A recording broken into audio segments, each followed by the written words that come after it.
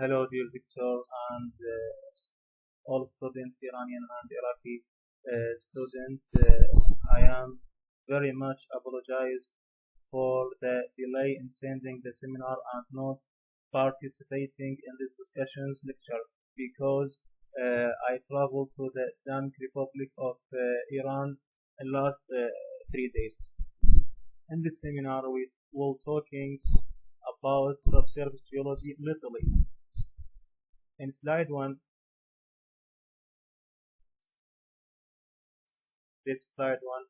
we define the subsurface geology and we define the objectives of subsurface geology and talking about subsurface geology now. The subsurface geology is one of the branches of geology science. Subsurface geology studies the physical properties and locations, rocks, and soil found below the ground surface. And the objective of subsurface petroleum geology are to find and develop oil and gas reserves. These objectives are best achieved by the use and integration of available data and the correct application of this data. Subsurface geological maps are perhaps the most important vehicle used to explore for undiscovered hydrocarbon and to develop proven hydrocarbon reserves. In this slide, in two slides, we see the rig for drilling and the drilling pipe in this picture. When the mouse and we see the subsurface, surface and subsurface formation, top formation, bottom formation, the structures in this picture.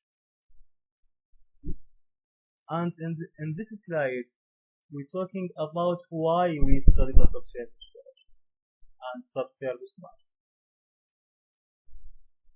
Two, developing the most responsible subsurface in areas and preparation for the areas being studied even where the spares are absent, generating more accurate and reliable exploration and exploration prospects therapy associated risk.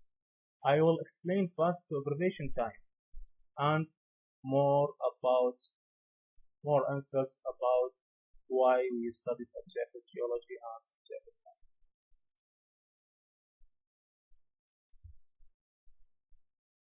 The subsurface geology. When we need to study subsurface geology, we need to study seismic interpretation and Wallop's correlation and surface outflow data. In this slide, seismic interpretation. We can do interpretation to seismic lines and define the structures and layers how to shape. We see in this picture syncline, anticline, syncline, anticline, and we see conformity,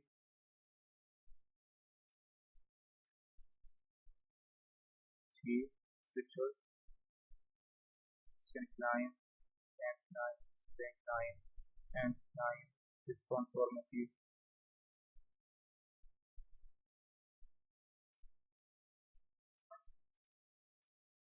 In this slide, we're talking about well-load correlation. Well-load data, we can do correlation to walls. When I study subsurface geology, I need to do correlation to walls. It's very important to subsurface geology. You see this Wallop's and this Wallop's and this Wallop's and this Wallop's. So and bottom and this starts left, right, and the picture. This picture is correlation. One last correlation. So surface output. We use surface output in study area toward correlation between the output and the subsurface sequence.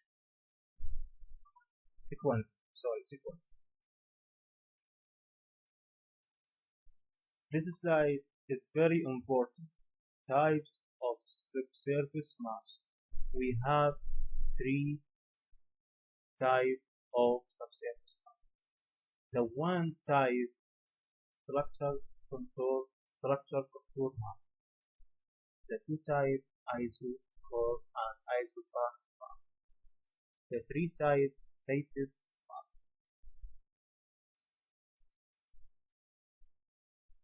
Structure contour map. In this picture, we see structure contour.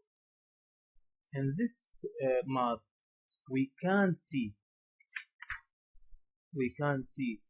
the basin and domes and faults and faults and any structures in geology. And we can correlation from this map between the subsurface and surface.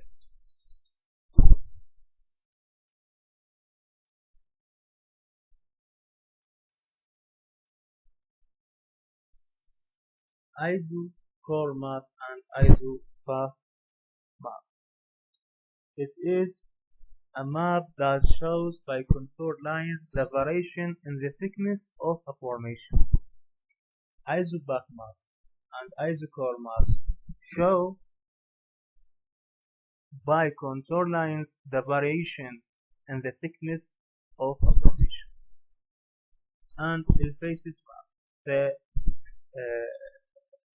faces map, it's a kind of faces map which shows the distribution of the different lithological faces in the area of study. We need to know thickness of clastic and thickness of non-clastic, thickness of sandstone, conglomerate, shale, siltstone, to found the clastic or the clastic ratio or the sand or shale ratio.